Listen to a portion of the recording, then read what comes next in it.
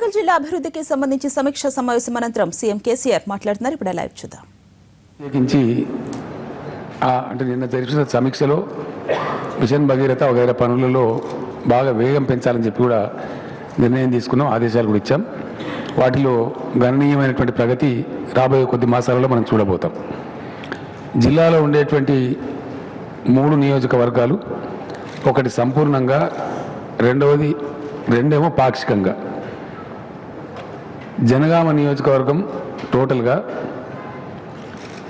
Station Ghanpur మరియు పాలకుర్తి నియోజకవర్గాలు each 3 mandals. దీనికి HMWS గోదావరి నుంచి తెస్తున్న నీళ్ళు ఏవైతే ఉన్నాయో ఆ స్కీమ్ నుంచి వాటర్ తీసుకొని ఏప్రిల్ 30 నుంచే వీళ్ళకి మంచినీటి సరఫరా మిషన్ భగీరథలో భాగంగా జరుగుతుంది. మొత్తం ఒక 10 నియోజకవర్గాలు,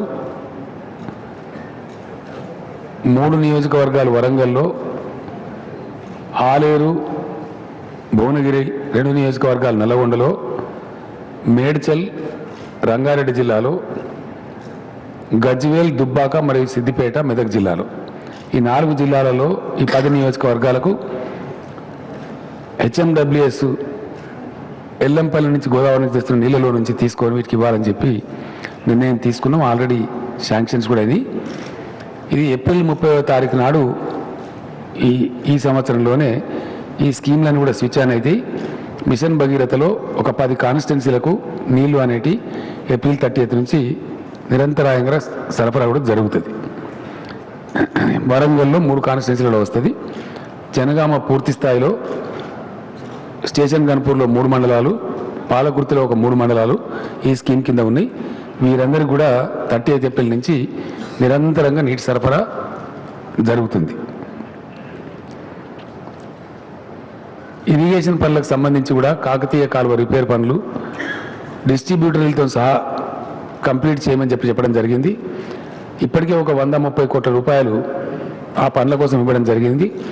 ఎందుకోసం అంటే వచ్చే సంవత్సరం మిడ్ మానేర్ ప్రాజెక్టు నింపుకునే ఆస్కారం ఉంది కాబట్టి ఆ నీళ్లు అక్కడి నుంచి ఫర్దర్ మెదక్ డిస్ట్రిక్ట్ పోయే అవకాశం లేదు కాబట్టి వరంగల్కే బాగా గణనీయంగా వ్యవసాయానికి ఉపయోగపడతాయి కాబట్టి వచ్చే సంవత్సరం జూన్ నాటికి మిడ్ మానేర్లో నీళ్లు నింపుకునే పరిస్థితి వస్తున్నది కాబట్టి ఆ లోపల వరంగల్లో ఉన్నటువంటి కాకతీయ కెనాల్, మెయిన్ కెనాల్ కానీ, డిస్ట్రిబ్యూటర్లు కానీ, స్ట్రక్చర్స్ కానీ కంప్లీట్గా వ్యవసాయానికి నీరు అందించే విధంగా చేయాలని చెప్పి కూడా వాళ్ళకి చెప్పడం జరిగింది. అదేవిధంగా భీమ్ గన్పూర్ లేక్ నుంచి లిఫ్ట్ పెట్టి భూపాలపల్లి నియోజకవర్గంలో ఒక 10-12 గ్రామాలకు చెరువులు నింపి వాళ్ళకు నిలిచేటువంటి స్కీమ్కు శాంక్షన్ చేయడం జరిగింది. దాన్ని త్వరలోపలనే శంకుస్థాపన కూడా చేయడం జరుగుతుంది. రెండవది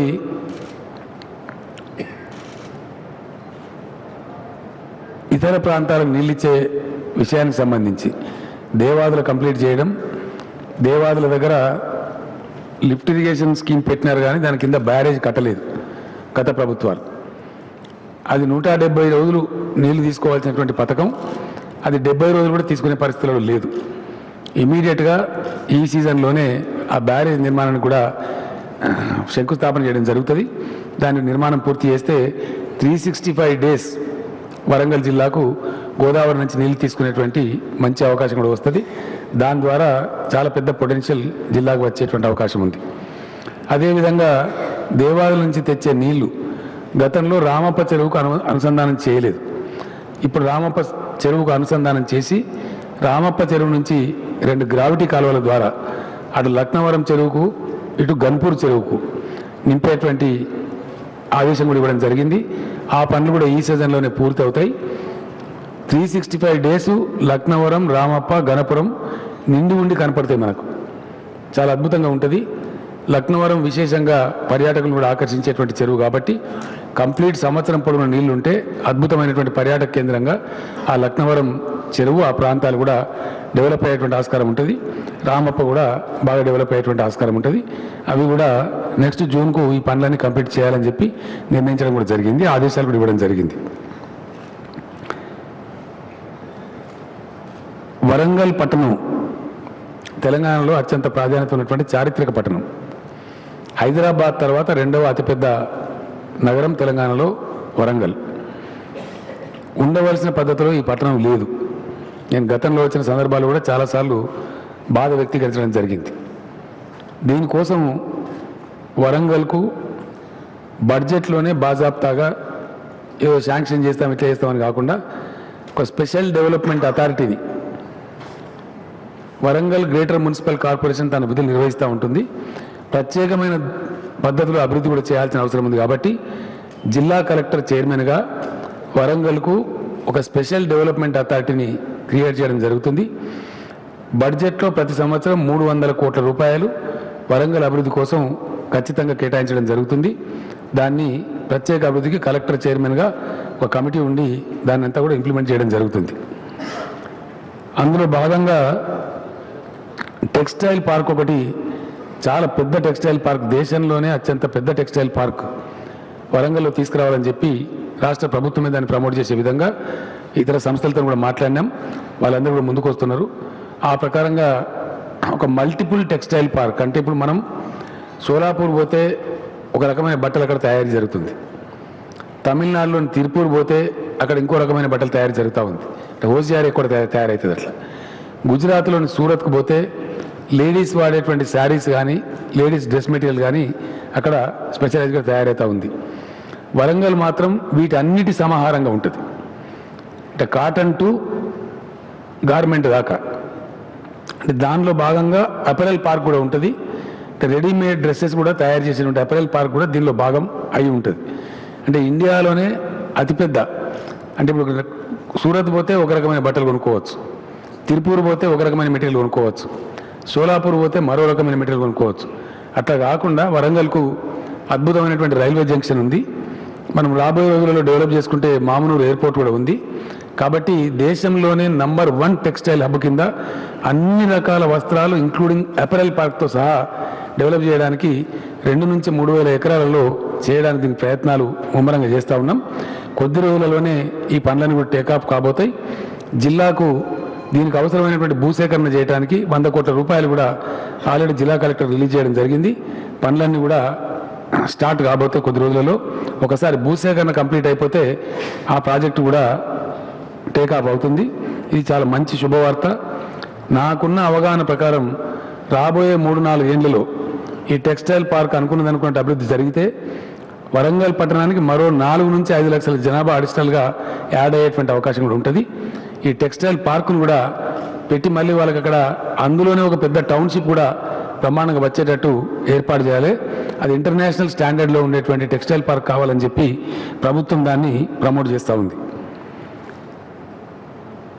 బడ్జెట్లో పెట్టే డబ్బు కావచ్చు, లేదా స్మార్ట్ సిటీ కింద కేంద్రం నుంచి వచ్చే నిధులు కావచ్చు, మున్సిపల్ కార్పొరేషన్కు కూడాకు వచ్చేటువంటి ఆదాయం కావచ్చు, వీటన్నిటిని కలిపినప్పుడు రాబోయే 3 సంవత్సరాలలో ఇతర డిపార్ట్మెంట్ల నుంచి తీసుకునే డబ్బు కావచ్చు, మొత్తం కలిపి ప్లాన్ పద్దు కింద, స్పెషల్ ఫండ్తో పాటు ప్లాన్ పద్దు కింద నేను మీకు ఫర్దర్ ఎక్స్ప్లెయిన్ చేస్తాను. ప్రణాళిక పద్దుల కింద దాదాపు 3,000 కోట్ల రూపాయలు ఈ 3 ఏళ్లలో ఖర్చు పెట్టాలని చెప్పి నిర్ణయించడం జరిగింది. ప్లాన్ పద్దుల కింద నేను ఎందుకంటున్నా అంటే వరంగల్లో పట్టణంలో ఒక 82 కిలోమీటర్ల R&B రోడ్స్ ఉన్నాయి. ఇవి ఫుట్పాత్లు, సైకిల్ పాత్లు, 4 లేన్ ఆర్ అంతకన్నా కొంచెం విశాలంగా ఉండేటువంటి రోడ్లతోని, చక్కటి డివైడర్లతోని, సెంట్రల్ లైటింగ్ సిస్టమ్తో డెవలప్ కావాలంటే R&B ప్రణాళిక పద్ధతి నుంచి దీనికి డబ్బులు ఖర్చు పెట్టడం జరుగుతుంది. అంటే R&B రోడ్లకు R&B ప్లాన్ నుంచి టేకప్ చేయడం జరుగుతుంది. అట్లనే ఫర్ ఎగ్జాంపుల్ వరంగల్ టౌన్లో ఒక 40 చెరువులు ఉన్నాయి, మైనర్ ఇరిగేషన్ ట్యాంక్స్, మంచి లేక్స్ అవి. కానీ డ్రైన్స్ అన్ని దానిలో కలిసిపోయి అవి మురికి కూపాలుగా తయారైనవి. నిన్న నేను హెలికాప్టర్ నుంచి సర్వే చేస్తే కూడా ఆకుపచ్చ రంగులో కనబడుతున్న నీళ్ళు దాంట్లో చాలా భయంకరంగా, అసలు గందరగోళంగా ఉంది పరిస్థితి. వాటన్నిటి క్లీనింగ్ కూడా ఈ సంవత్సరమే మిషన్ కాకతీయ కింద ఇరిగేషన్ డిపార్ట్మెంట్ యొక్క ప్లాన్ ఫండ్స్ నుంచి తీసుకోమని చెప్పి ఇరిగేషన్ శాఖకు ఆదేశాలు ఇవ్వడం జరిగింది. జిల్లా కలెక్టర్ గారికి కూడా ప్రత్యేకంగా సూచించడం జరిగింది. దాన్ని అంతా కూడా బ్రహ్మాండంగా చేయడం జరుగుతుంది. ఇక్కడ ఆల్రెడీ హెల్త్ యూనివర్సిటీ వచ్చింది. నా నెక్స్ట్ విజిట్లో బహుశా హెల్త్ యూనివర్సిటీకి ఫౌండేషన్ స్టోన్ కూడా వేసుకుంటాం. దాని డిజైన్స్ అన్ని తయారైతే ఉన్నాయి. ఆ రకంగా హెల్త్ యూనివర్సిటీ బిల్డింగు నిర్మాణం కూడా త్వరలోనే చేయడం జరుగుతుంది. సైనిక్ స్కూల్ రావాలని ప్రయత్నం చేస్తూ ఉన్నాం. చాలా మంచి కోరుకొండ స్థాయి సైనిక్ స్కూల్ వరంగల్లో ఎస్టాబ్లిష్ చేయాలని చెప్పి ప్రయత్నం జరుగుతూ ఉంది. బహుశా అది మెటీరియలైజ్ అయ్యే అవకాశం ఉంటుంది. Delhi public school, Hyderabad public school కూడా వరంగల్కి వచ్చేస్తున్నాయి. కొన్ని ఇంటర్నేషనల్ స్కూల్స్ కూడా వరంగల్కి పూర్తి చేయాలని చెప్పి నిర్ణయం చేస్తూ ఉన్నాం. ఆ ప్రకారంగా హైదరాబాద్ బాగా కిక్కిరిసిపోయింది కాబట్టి రెండవ పెద్ద నగరంగా వరంగల్ ఒక ఎడ్యుకేషన్ హబ్గా తయారు కావాలని చెప్పి అన్ని రకాల ఎడ్యుకేషన్ ఇన్స్టిట్యూషన్స్ ఇక్కడ తీసుకురావడానికి ప్రయత్నాలు జరుగుతూ ఉన్నాయి. వరంగల్కు ఒక వెటర్నరీ కాలేజ్ కూడా మంజూరు చేస్తూ ఉన్నాం. కావాల్సినంత స్థల సదుపాయం కూడా ఉంది కాబట్టి ఆ వెటర్నరీ కాలేజీ ఇక్కడ ఫంక్షనింగ్ నెక్స్ట్ అకాడమిక్ ఇయర్కి రావడానికి ప్రయత్నం జరుగుతుంది. అట్లానే వరంగల్లో అగ్రికల్చర్ కాలేజ్ కూడా ఇక్కడ శాంక్షన్ చేస్తూ ఉన్నాం. అది కూడా వచ్చే అకాడమిక్ ఇయర్ నుంచి ప్రారంభం కావడానికి అన్ని చర్యలు కూడా తీసుకుంటాం. అదేవిధంగా కాటన్ రీసెర్చ్ సెంటర్ కూడా ఇక్కడికి తేవడానికి ప్రయత్నాలు జరుగుతూ ఉన్నాయి. దానికి కూడా పనులకు శ్రీకారం చుట్టడం జరుగుతూ ఉంది. Tribal university state reorganisation act ప్రకారం తెలంగాణకు రావాల్సిన ట్రైబల్ యూనివర్సిటీ ఏదైతుందో దాన్ని కూడా పక్కనే ఆదిలాబాద్, ఖమ్మం, నల్లగొండ, కరీంనగర్ అంటే గిరిజన ప్రాంతాలు ఎక్కువ ప్రాంతాలన్నీ కూడా వరంగల్ కనెక్ట్ అయి ఉన్నాయి కాబట్టి రైల్వే కనెక్టివిటీ కూడా ఉంది కాబట్టి రోడ్ కనెక్టివిటీ కూడా ఉంది కాబట్టి వరంగల్ ఒక ఎడ్యుకేషన్ హబ్గా రావాలి కాబట్టి ఇక్కడ అన్ని సదుపాయాలు ఉంటాయి కాబట్టి ట్రైబల్ యూనివర్సిటీ కూడా వరంగల్లోనే ఎస్టాబ్లిష్ చేయడానికి నిర్ణయం తీసుకున్నాం. త్వరలోనే దానికి కూడా శ్రీకారం చుట్టడం జరుగుతుంది. ఇట్లా రకరకాల ఇన్స్టిట్యూషన్స్తో పాటు మంచి ఇన్స్టిట్యూషన్స్ అన్ని ఇక్కడ తేవడానికి ప్రయత్నం చేయడంతో పాటు ఈ పట్టణాన్ని ఒక శాస్త్రీయంగా చక్కటి పద్ధతిలో డెవలప్ చేయడానికి కూడా డెసిషన్స్ తీసుకోవడం జరిగింది. ఇందులో ఉండవలసిన పద్ధతులలో పట్టణానికి ఇన్ఫ్రాస్ట్రక్చర్ లేదు. రోడ్లు కానీ, బస్ బేస్ కానీ, veg and non veg markets కానీ, కమ్యూనిటీ హాల్స్ కానీ, కానీ ఇవన్నీ సరైన పద్ధతిలో లేవు. వారికి ఆదేశాలు ఇవ్వడం జరిగింది. ఒక 20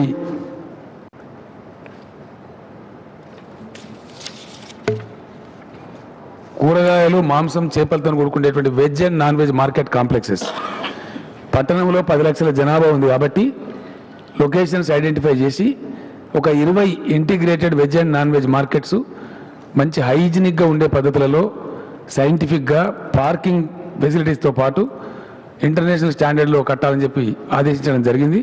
మాస్టర్ ప్లాన్లో భాగంగా ఇవి కూడా తయారవుతాయి. వీటి పనులు కూడా బహుశా ఒక 4 రోజుల్లో ప్రారంభమయ్యేటువంటి ఆస్కారం ఉంది. వివిధ రకాల ప్రజలు వాడుకోవడానికి, వివిధ కులాల ప్రజలు వాడుకోవడానికి community halls for all communities మంచి సదుపాయాలు ఉండే విధంగా మల్టిపుల్ యూజ్ చేసే కమ్యూనిటీ హాల్స్ కనీసం 50,000 జనాభా కన్నా ఒకటి ఉండాల్సిన అవసరం ఉంది. Veg and non veg markets కూడా 50,000 జనాభా ఒకటి. అట్లానే కమ్యూనిటీ హాల్స్ కూడా నగరంలోని అన్ని దిక్కుల ఒక 20 కమ్యూనిటీ హాల్స్ కూడా నిర్మించమని చెప్పి ఆదేశం ఇవ్వడం జరిగింది. ఇప్పుడున్న బస్ బేస్ ఎట్లా ఉన్నాయి రివ్యూ చేసి బస్ బేస్ ఎన్ని అవసరమో అన్ని, అవసరమైతే ప్రభుత్వ కార్యాలయాల్లో స్థలాలు తీసుకున్నా సరే ఎక్సలెంట్ బస్ బేస్ కూడా నిర్మాణానికి ప్లాన్ చేసి చెప్పడం జరిగింది. వాటి పనులు కూడా రాబోయే 4 రోజుల్లో ప్రారంభం అవుతాయి. అదేవిధంగా పబ్లిక్ టాయిలెట్స్ ఉండవలసిన లేవు వరంగల్ సిటీలో. ఆ పబ్లిక్ టాయిలెట్స్ అన్ని కూడా ఎన్ని రావాలనో వాటన్నిటిని కూడా తీసుకోవడానికి ప్లాన్ చేయమని చెప్పడం జరిగింది. దానికి కూడా శాంక్షన్స్ అని ఇవ్వడం జరుగుతుంది. అదేవిధంగా వరంగల్ కలెక్టరేట్కు నూతన భవనాన్ని శాంక్షన్ చేస్తూ ఉన్నాం. అద్భుతమైనటువంటి మల్టీ స్టోరీడ్ ఫెసిలిటీ ఉండేటువంటి భవనం ఇంటిగ్రేటెడ్ డిస్ట్రిక్ట్ ఆఫీసెస్ కాంప్లెక్స్తో పాటు వరంగల్ కలెక్టరేట్ కూడా ఇప్పుడున్న కలెక్టరేట్ను కూల్చివేసి దాని స్థానంలో త్వరలోనే బహుశా నా నెక్స్ట్ ట్రిప్లో ఇవన్నీ ఫౌండేషన్ స్టోన్స్ ఉంటాయి, దాన్ని శాంక్షన్ చేస్తూ ఉన్నాం. అద్భుతమైనటువంటి కాంప్లెక్స్ కూడా కట్టుకోబోతూ ఉన్నాం. అదేవిధంగా వరంగల్కు గ్రేటర్ వరంగల్ మున్సిపల్ కార్పొరేషన్ చెప్పి టీఆర్ఎస్ క్యాబినెట్ తీర్మానం వేయడం జరిగింది. ఆ స్థాయిలో పోలీస్ కమిషనరేట్ ఎస్టాబ్లిష్ చేయడం జరిగింది. కమిషనరేట్కు సరైనటువంటి సదుపాయాలు లేవు. ఇప్పుడున్న డిఐజీ కార్యాలయంలో ఒక 12 అంతస్తుల పోలీస్ కమిషనరేట్ కూడా శాంక్షన్ చేస్తూ ఉన్నాం.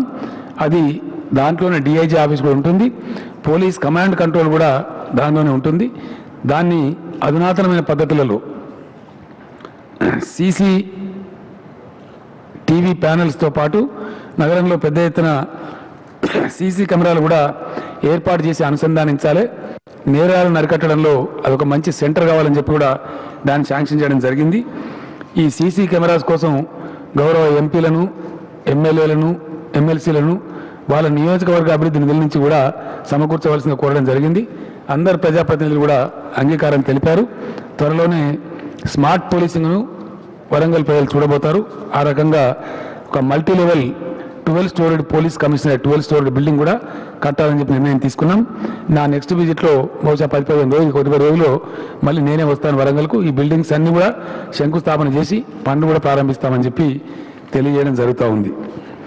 వరంగల్కు ఒక గొప్ప పార్క్ ఉండాల్సిన అవసరం ఉంది లేదు. ఒక 250 నుంచి 300 ఎకరాలలో అవసరమైతే ప్రైవేట్ ల్యాండ్ అక్వైర్ చేసినా సరే ఒక theme park with a very good convention centre, మంచి థీమ్ పార్కు కన్వెన్షన్ సెంటర్తో సహా వరంగల్కి శాంక్షన్ చేస్తూ ఉన్నాం. 100% దాని పనులు వచ్చే నెలలో ప్రారంభించేటువంటి ప్రయత్నాలు అన్నీ చేయడం జరుగుతూ ఉంది.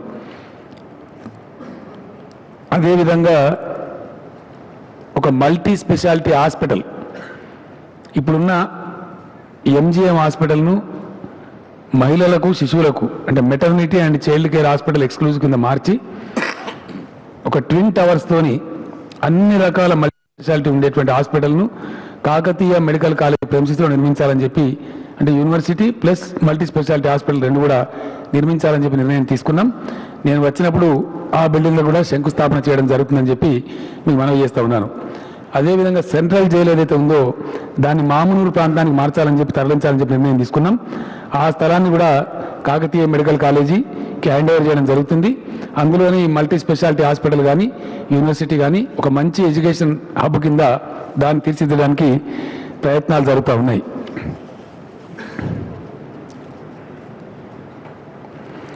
ఇక్కడ ఉన్నటువంటి ప్రభుత్వ కార్యాలయాలు అంటే మేము చాలా డీటెయిల్గా పోయినాం, మేము మీకేమో టూకీగా చెప్తా ఉన్నాం. ఎడ్యుకేషన్ సంబంధించిన ఇన్స్టిట్యూట్స్ అంటే ఎవరో ఒక్క డిపార్ట్మెంటో ఒక వ్యక్తో ఒక ఏజెన్సీ కంట్రిబ్యూట్ చేస్తే మనం అనుకున్న వరంగల్ తయారు కాదు. వరంగల్ ఒక మంచి అద్భుతమైన నగరంగా కనిపించాలంటే అన్ని డిపార్ట్మెంట్లు కూడా కంట్రిబ్యూట్ చేయాల్సిన అవసరం ఉంటుంది. దానికి నేను ఆదేశాలు ఇవ్వడం జరిగింది. ఏ డిపార్ట్మెంట్కి ఆ డిపార్ట్మెంట్ కూడా తయారు చేస్తూ ఉన్నారు. ఫర్ ఎగ్జాంపుల్ ఎడ్యుకేషన్ డిపార్ట్మెంట్ ఉంది, 50-60 ఏళ్ళ కింద కట్టిన పాఠశాలలు కూడా ఉన్నాయి. వాటన్నిటిని డెమాలిష్ చేసి కొత్తగా కట్టడానికి తయారు చేయమని చెప్పి విద్యాశాఖ మంత్రి గారికి విద్యాశాఖ ఆదేశాలు ఇవ్వడం జరిగింది. ఈ 1 మంత్లో ఆ ఎక్సర్సైజ్ అంతా కూడా చేస్తారు.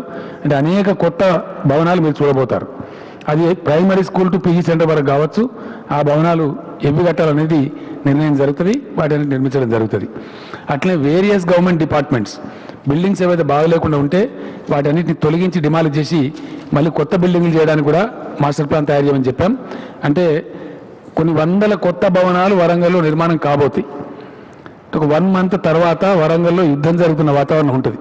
ఇటు పోలీస్ కమిషనరేట్ నిర్మాణం కావచ్చు, అటు కలెక్టరేట్ నిర్మాణం కావచ్చు, ఇటు మల్టీ స్పెషాలిటీ హాస్పిటల్ నిర్మాణం కావచ్చు, హెల్త్ యూనివర్సిటీ నిర్మాణం కావచ్చు, ఇప్పుడు నేను చెప్తున్న అనేక వేరియస్ అదర్ నిర్మాణాలు కావచ్చు, R&B రోడ్ల నిర్మాణం కావచ్చు, వరంగల్లో ఉన్న 40 లేక్స్ యొక్క క్లీనింగ్ అండ్ ఇంప్రూవ్మెంట్ నిర్మాణాలు కావచ్చు. ఇవన్నీ కూడా ఒక వార్ ఫుడ్ బేసిస్లో యుద్ధం జరుగుతున్న పరిస్థితి ఫిబ్రవరి, మార్చ్, ఏప్రిల్, మేలో మీరు చూడబోతారు. టెండర్స్ అన్ని కంప్లీట్ చేసి శాంక్షన్స్ ఇచ్చి ఈ పనులన్నీ కూడా జరగడానికి మీరు చూడబోతారు. ఆ రకంగా వరంగల్ ప్రజలకు ఈ శుభవార్త నేను తెలియజేస్తూ ఉన్నాను. ఇవన్నీ కూడా చేయడం జరుగుతూ ఉంది. ఇంకేమనండి, ఈ జక్కులద్ది భూమిలో ఇవి ఉన్నాయి, అవి మంచి పట్టణంలో ఉందని చెప్పిండ్రు. థీమ్ పార్క్తో పాటు ఆ జక్కులద్ది భూములు ఎన్ని ఉన్నా కూడా వాటన్నిటిని ఇమీడియట్గా హ్యాండ్ ఓవర్ చేసుకోమని చెప్పి కలెక్టర్ గారికి ఆదేశం ఇవ్వడం జరిగింది. అక్కడ ఒక మంచి పార్క్, అది 50 ఎకరాల 100 ఎకరాలు దాన్ని ఇమీడియట్ హ్యాండ్ ఓవర్ చేసుకుంటున్నారు. ఎంత వచ్చినా సరే ఒక అద్భుతమైన పార్కుగా దాన్ని కూడా తీర్చిదిద్దాం. ఇక్కడ వరంగల్ లాంటి టౌన్ కనీసం 3-4 పార్కులు ఉండాలి వాస్తవానికి. అది కూడా చేయడం జరుగుతుంది. కబ్జాదారులు ఉంటే స్టెర్న్ యాక్షన్ తీసుకోమని కూడా నిర్దాక్షిణ్యంగా వివరించమని కూడా చెప్పడం జరిగింది. పోలీసులకు కూడా నేను ఆదేశం ఇవ్వడం జరిగింది. వాళ్ళని ఎవిక్ట్ చేయడం, అక్రమ కబ్జాదారులను దాన్ని తీసుకొని ప్రజా ఆస్తిగా ఒక పార్కుగా, మంచి పార్కుగా దాన్ని నా నెక్స్ట్ విజిట్లోనే ఫౌండేషన్ స్టోన్ కూడా వేస్తా అని చెప్పి నేను మనవి చేస్తూ ఉన్నాను. ఇంకా ఏమన్నా సిఆర్ గారు చెప్తా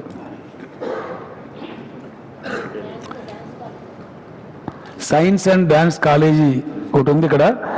వాళ్ళకి మ్యూజిక్ అండ్ డ్యాన్స్ కాలేజీ, వాళ్ళకి పాపం బిల్డింగ్ లేదు, స్థలం కేటాయించమని చెప్పి కలెక్టర్ గారికి ఆదేశాలు ఇచ్చినాం. నా నెక్స్ట్ విజిట్లో ఆ బిల్డింగ్ శాంక్షన్ చేసి music and dance college building కూడా నేను ఫౌండేషన్ వేస్తా అని చెప్పి కూడా మనవి చేస్తూ ఉన్నాను.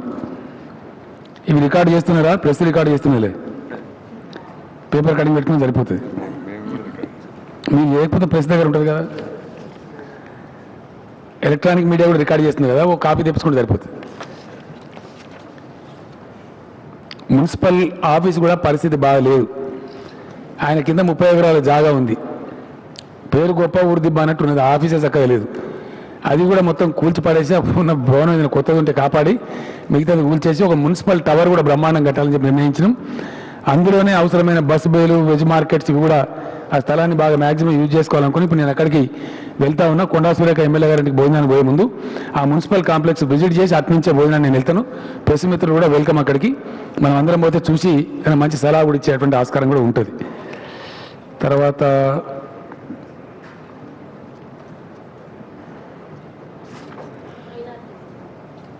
రెండు షాదీఖానాలు మంజూరైనవి. ఒకటి 5 కోట్లతో, ఒకటి 6 కోట్లతో వరంగల్లో అండ్ హనుమకొండలో మంజూరైనవి.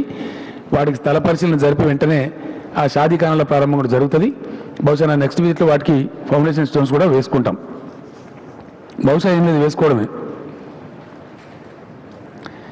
వరంగల్కు ఔటర్ రింగ్ రోడ్ నిన్న గడ్కరీ గారు శంకుస్థాపన చేసిన రోడ్లో ఒక పక్క కవర్ అవుతూ ఉంది, ఇంకో నేషనల్ హైవేలో కొంత భాగం కవర్ అవుతూ ఉంది. ఒక 40% రోడ్ మటుకు మన ప్రభుత్వం నుంచి ఆర్ఎండ్బి నుంచి శాంక్షన్ చేయమని ఆదేశాలు ఇచ్చినాం. ఇచ్చినట్టయితే అది మొత్తం కలిపి బ్రహ్మాండంగా వరంగల్కు ఔటర్ రింగ్ రోడ్ కూడా వస్తూ ఉంది. అది కూడా ఒక 1.5 years టైంలో మంచి సమగ్రమైనటువంటి ఔటర్ రింగ్ రోడ్డు వరంగల్ నిర్మాణం జరగబోతూ ఉంది. పనులు కూడా వెంటనే శాంక్షన్ చేసి టేకప్ కూడా చేయడం జరుగుతుంది. ఇంతే కదండి సిఆర్ గారు. తర్వాత ఇందాక చర్చ చేసినప్పుడు నేను కేంద్ర మంత్రి వెంకయ్యనాయుడు గారు కూడా మాట్లాడినప్పుడు ఆ రూమ్లో కూర్చున్నప్పుడు అండర్ గ్రౌండ్ డ్రైనేజ్ కోసం ప్రతిపాదనలు తెస్తాం, కేంద్రం ముందుకు రావాలని చెప్పుకోవడం జరిగింది. వీలున్నంత వరకు ప్రయత్నం చేద్దాం, మీరు ప్రపోజల్ తెమ్మని చెప్పినారు. మేము వెంటనే 2 ఫేజ్లా 3 ఫేజ్లా ఎట్లా చేయాలా అనే పద్ధతిలో సైంటిఫిక్ వాళ్ళు వస్తారు. వాళ్ళందరూ నిర్ణయించిన ప్రకారం ఆ ప్రతిపాదన కేంద్రాన్ని కూడా నేనే పంపిస్తాను. ప్రత్యేకంగా అవసరమైతే శ్రీహరి గారు వెళ్ళి కలిసి కూడా వస్తారు. వాటిని తీసుకొచ్చి కొత్త రాష్ట్ర ప్రభుత్వ డబ్బులు కూడా మ్యాచ్ చేసి అండర్ గ్రౌండ్ డ్రైనేజ్ కూడా వరంగల్లో తీసుకురాబోతున్నామని నేను మనవి చేస్తూ ఉన్నాను. అదేవిధంగా ఇంకో పెద్ద నిర్ణయాన్ని తీసుకోవడం జరిగింది. రాబోయే 3 సంవత్సరాలలో వరంగల్లో ఎట్టి పరిస్థితులలో this should become a slum free city. Warangal shall become the slum free city in the state of Telangana. This is a pledge we are taking. ఒక ప్రతిజ్ఞలాగా దీన్ని తీసుకుంటా ఉన్నాం. పేద ప్రజలకు భూములు ఇవ్వడానికి, ఇండ్లు ఇవ్వడానికి సుమారు ఒక 700 ఎకరాల ప్రభుత్వ జాగా ఉంది. వాటన్నిటిని కూడా క్రమ పద్ధతిలో పెట్టమని చెప్పినాం. మల్టీ లెవెల్ స్టోరేజ్ బిల్డింగ్స్ అని కడతా ఉన్నాం. వరంగల్ పట్టణ ప్రజలకు, పట్టణ పేద ప్రజలకు నేను ఒక కాలిస్తా ఉన్నా. ఎవరైతే ఇండ్లు లేని పేదలు వరంగల్ పట్టణంలో ఉన్నారో ఈ రోజు నుంచి ఒక 15 రోజుల లోపు మీరు వెంటనే మీ సేవ ద్వారా కానీ, ఈ సేవను అదేవిధంగా దాని ద్వారా కానీ, ఎంఆర్ఓ కార్యాలయం కానీ, ఆర్డీఓ కార్యాలయం కానీ, లేదా కలెక్టర్ కార్యాలయం కానీ ఇండ్లు లేని పేదల దరఖాస్తులు సమర్పించండి. దాన్ని అంతా కూడా ఎంక్వైరీ చేపిస్తాం. వాటన్నిటినీ ఏ వార్డు ప్రజలైతే ఆ వార్డులో బహిరంగంగా డిస్ప్లే చేస్తాం. చేసి అంటే పబ్లిక్ మీటింగ్లో పెట్టి దాన్ని ఏమంటారు, గ్రామ సభ అంటే వార్డు సభలు, డివిజన్ సభ పెట్టి డిస్ప్లే చేసి నిజమైన లబ్ధాలను గుర్తించి వరంగల్ పట్టణానికి యాజ్ ఎ స్పెషల్ కేసుగా ఈ మధ్య వరంగల్ ప్రజలు ఇచ్చిన తీర్పు చాలా గొప్పది కాబట్టి వాళ్ళకు కానుకగా 30,000 ఇండ్లు మంజూరు చేస్తూ ఉన్నాం. 2 సంవత్సరాలలో డబుల్ బెడ్రూమ్ ఇండ్లు. నెక్స్ట్ ఫైనాన్షియల్ ఇయర్ వచ్చే మార్చి నుంచి ఒక 15,000, మళ్ళీ 2017లో ఒక 15,000, 30,000 ఇండ్లు మంజూరు చేస్తాం. అవి ఆల్మోస్ట్ సరిపోతాయి స్లమ్ ఫ్రీ సిటీ కావడానికి. ఆ ప్రకారం చేస్తాం.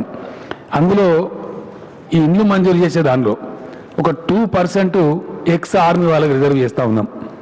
అంటే 10% మొత్తం ఎక్కడ రాష్ట్రంలో ఇండ్లు మంజూరు చేసినా గవర్నమెంట్ ప్రకటించింది ఏంటంటే 10% పోలీసులు, హోంగార్డులు, ఆర్మీకి చేస్తూ ఉన్నాం. ఆ 10%లో ఒక 2% ఎక్స్ ఆర్మీ వాళ్లకు రిజర్వ్ చేస్తూ ఉన్నాం యాజ్ ఎ స్పెషల్ కేసు కింద. ఇక్కడ ఉండబడే ఎక్స్ ఆర్మీ వాళ్ళు దాన్ని వాడుకునేటువంటి ఏర్పాట్లు వాళ్ళు చేయవచ్చు. మాజీ సైనికులు ఎవరైనా ఉంటే వాళ్ళ ఇది రాష్ట్రానికి మొత్తం పాలిసి ఒక వరంగల్కే కాదు. కాకపోతే నేను తెలంగాణ రాష్ట్రంలో ఉన్నటువంటి మాజీ సైనికులు ఎవరైతే ఉన్నారో వాళ్ళకు ఉండేటువంటి ఆస్తులు, వాళ్ళ ఇండ్ల ఆస్తులు కనుక వాళ్ళ భార్య పేరు మీద ఉన్నట్టయితే వాళ్ళందరికీ ఆస్తి పన్ను మినహాయింపు ఇవ్వడం జరుగుతూ ఉంది. As a mark of respect towards the ex army personal.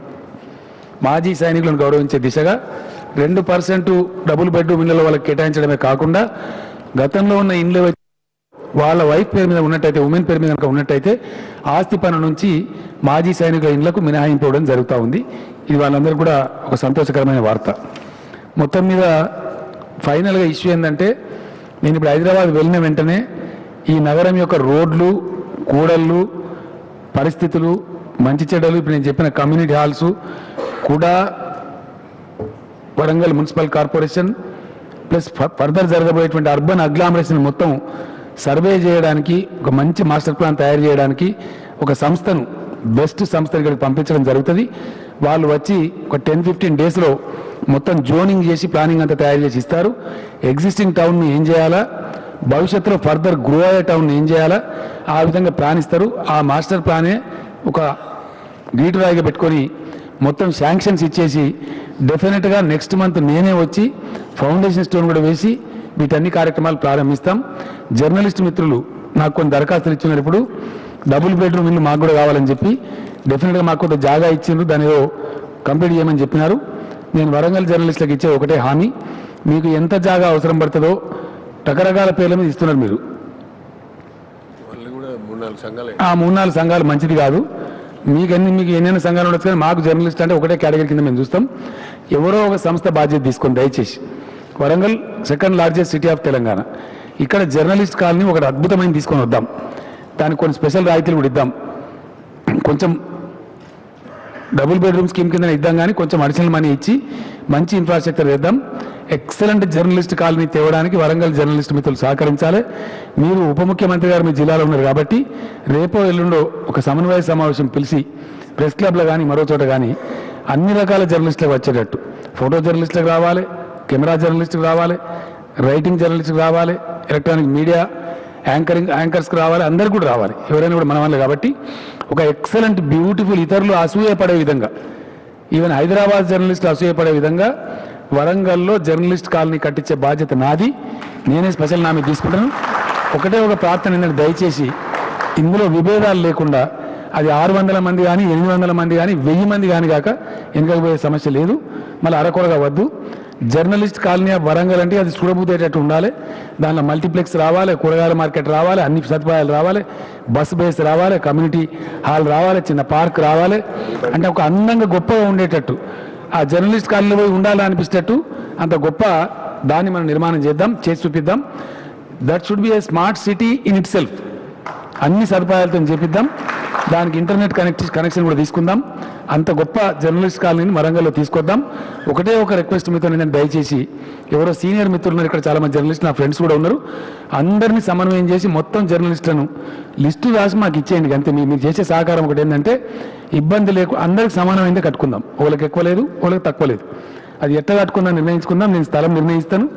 ఆ స్థలము ఇది మళ్ళీ వీకర్ సెక్షన్ హౌసింగ్ లాగా కాకుండా జర్నలిస్టులకు రిజిస్ట్రేషన్ పేజ్ మినహాయించి ఈ జర్నలిస్ట్ కాలనీకి మీ పేరు మీద, మీ వైఫ్స్ పేరు మీద రిజిస్ట్రేషన్ చేసి కూడా గవర్నమెంటే ఇస్తుంది మీకు.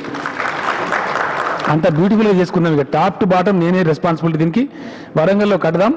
దీని మోడల్గా ఇతర జిల్లాలలో కూడా మంత్రులకు చెప్పి వాళ్ళకు కూడా కట్టుకోమని చెప్తాం. వరంగల్కేమో నేనే ఇన్ఛార్జిగా, కోఆర్డినేటర్ KDMCR గారు. అంటే ఎట్లా రావాలనేది నేను, జెనిసిస్ అని ఒక మంచి ఆర్కిటెక్ట్ ఉన్నాడు, KDMCR గారికి చెప్పి నేను కలెక్టర్ గారికి ఆదేశం ఇచ్చిపోతాను. ఓ 50 ఎకరాల జాగానా 60 ఎకరాల జాగానా జర్నలిస్ట్ కాలనీ కోసం తీయమని చెప్దాం. ప్రైమ్ లొకాలిటీని తీయమని చెప్దాం. మీరు వార్తలు పంపుకుంటట్టు సిటీకి దగ్గర ఉండేట్టు తీయమని చెప్దాం. మరీ దూరం పోకుండా అది ఎక్స్క్లూజివ్ జర్నలిస్ట్ కాలనీ పెట్టి అందులో మంచి కమ్యూనిటీ హాలు వ్యవస్థ అంతా వచ్చేటట్టు శాంక్షన్ చేసి, అవసరం వస్తే సీఎం SDF నుంచి శాంక్షన్ చేసినా సరే ఇన్ఫ్రాస్ట్రక్చరు, ఇంటర్నెట్ అన్ని పెట్టి చేద్దాం. దానికి మీరు సహకారం చేస్తే మనం 10-11 నెలల్లో అది ఇనాగరేషన్ చేసుకునే పరిస్థితికి రావాలి. అగో అంటే 6 నెలలు అంటే కాకుండా నా నెక్స్ట్ ట్రిప్లో మొత్తం డిసైడ్ అయ్యి డిజైన్ అయ్యి ఫౌండేషన్ స్టోన్ కూడా ఫిబ్రవరిలో మనం వేసుకోవాలని చెప్పి నేను కోరుతున్నా. దానికి మీరు సహకరించాలి దయచేసి. మీరు ఒక్క రూపాయి కూడా మీరు భరించే పరిస్థితి అవసరం లేదు, మొత్తం గవర్నమెంట్ నుంచే కట్టిస్తాం. అదొక మంచి కానుక కింద చేసుకుందాం. మన జర్నలిస్టులు బాగుండాలని నేను కోరుకుంటున్నా. అందువల్ల మీ విభేదాలు మాని లిస్టు మాకు ఇవ్వండి, అంతే 100% కవర్ చేయండి. ఎవరిని విస్మరించకండి. జూనియర్ లేదు, సీనియర్ లేదు, అందరిని కూడా కవర్ చేస్తే ఓ 50-100 మంది ఎక్కువైనా సరే కానీ చేసుకుందాం. అందరూ కూడా తృప్తికరంగా ఉంటుంది కాబట్టి అది చేయాలని కోరుతూ ధన్యవాదాలు. Thank you very much sir. ఒక్క నిమిషం మేడారం ఏం కావాలా బ్రహ్మాండంగా రివ్యూ చేస్తాం కదా. మళ్ళీ చెప్తున్నా. మేడారం రివ్యూడు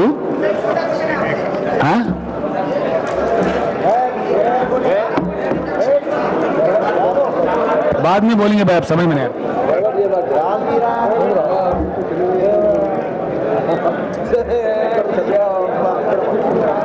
मिस्त्री वाला ही पे